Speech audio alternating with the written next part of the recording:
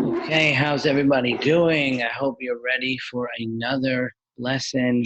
We're still in episode 123 and we are still rocking and going strong. All right, this is going to be part two of, of Mishnah Brachot. We did the first four Mishnah. We had our special guest last night, Mr. Rafal Simcha Drang. He was unable to join us tonight. He was a little bit upset that he didn't get enough views on his video. So if you want to watch his video, he'd be really happy about that. Let me know if you liked his sports logos.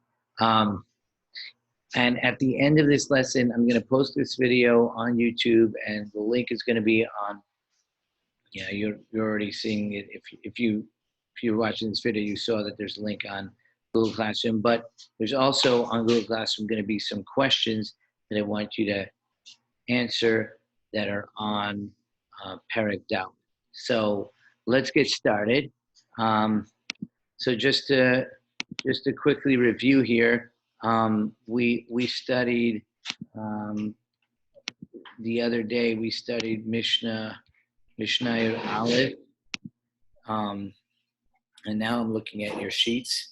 So so you had the different times of davening Shachrit, the different times of davening Mincha, the different times of davening Mariv, and the different times of having Musaf.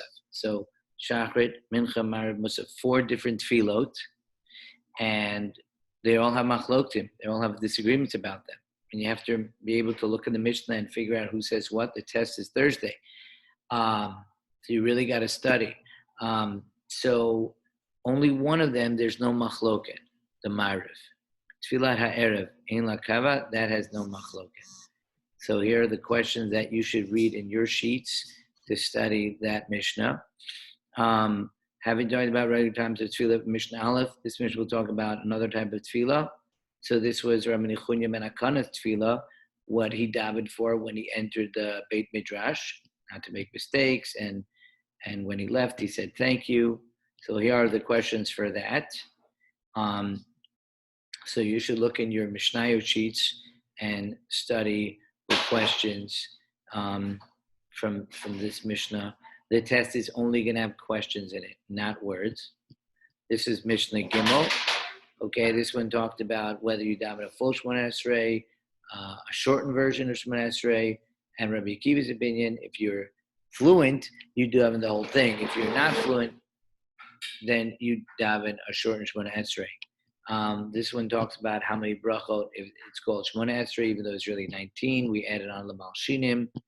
Okay, so then we had this Mishnah. We talked about don't make your tefillah a set burden. If it is, it's not a true tefillah. If you're going in a dangerous place, you know my story.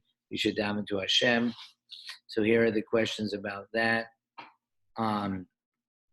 Okay, so now we're going to do some new Mishnayot. This is the one that has to do with where you face when you daven. What direction you face. So if you're in America, you face Israel, wherever Israel is. So you always face Israel. We're in the United States, we face east because Israel's to our east, to the east of the United States. But if I was in a country that was west of Israel, so I would face west. When you're in Israel, you face, where do you face? You're in Israel already, where do you face? So if you remember, you face Yerushalayim. When you're in Yerushalayim, where do you face? You gotta have to know where to face when you're in Yerushalayim. When you're in Yerushalayim, you face towards the Beit HaMikdash. So what do you do when you're in what if you're in the Beit HaMikdash? When you're actually in the Beit HaMikdash, where do you face? East, west, north, south, where do you face? You face the Kodesh HaKodashim. So if you're in the front of the Beit HaMikdash, that's actually west. What if you're in the Kodesh HaKodashim? Now this we didn't learn about, but some of you asked me, what do you face if you're in the Beit HaMikdash? And I saw that the Gemara asked that question, and the Gemara answers that you face the Aron. You actually are facing where the Aron would have been, towards the end of the Kodesh HaKodashim. What if you're behind the Kodesh HaKodashim? That's the Gemara also asked that question. There's a room behind the Kodesh HaKodashim, so you're past that room, and you turn around and face the Kodesh HaKodashim.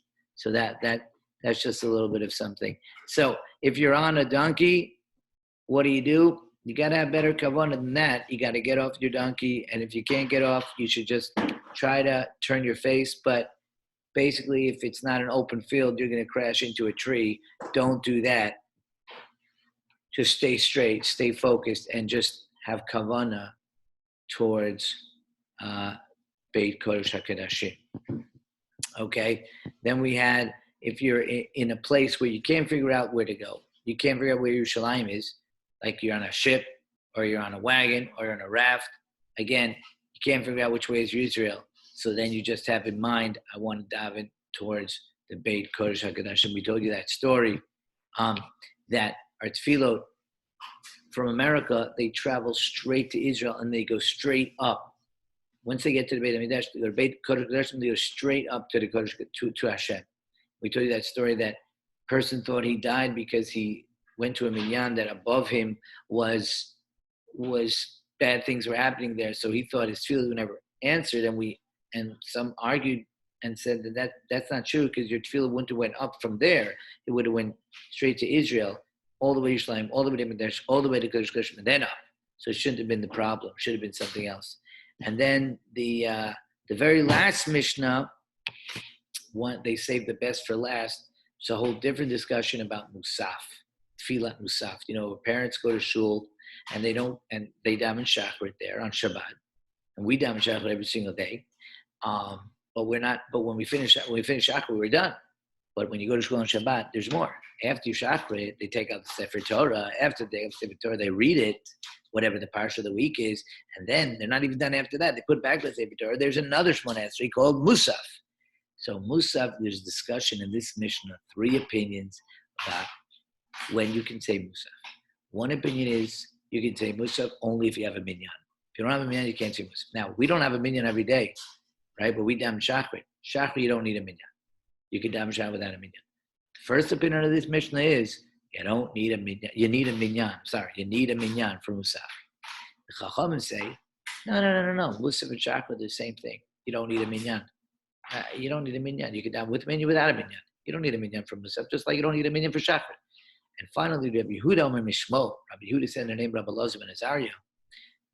Now, Rabbi Elazar ben Azariah is the first opinion, but Rabbi Yehuda and the one who quoted Rabbi Elazar ben Azariah had a difference of opinion of what Rabbi Elazar ben Azariah actually said. Yehuda Mishmo said it depends. If in your city there's a minyan, then you don't have to daven Musaf. But if you would be in a city where there's no minyan and you're by yourself, then you can daven Musaf. So he says sometimes you can daven Musaf by yourself, but not always. The first opinion of the Mishnah is you can always daven Musaf by yourself. The last opinion of the Mishnah is you can daven Musaf by yourself. It depends. Only if you're in a place where there's no minyan. So if you're in the middle of nowhere, in the middle of America somewhere, there's no minyan there, you can daven Musaf by yourself. But if you're in BRS, or you're in the circle and you're staying home from shul, according to that opinion, which we don't follow that opinion, you would not be able to daven Musaf, because there is a minyan davening Musaf in your shul. So at the end of the day, the opinion we follow, which is the one that says you can always daven Musaf even if you don't have a minyan, but that's what this Mishnah is all about. So go over these Mishnayot. There's going to be a Go Formative that's going to be posted on Thursday. Hope this video was helpful. Hope you liked it. Wishing you all the best and have a wonderful day.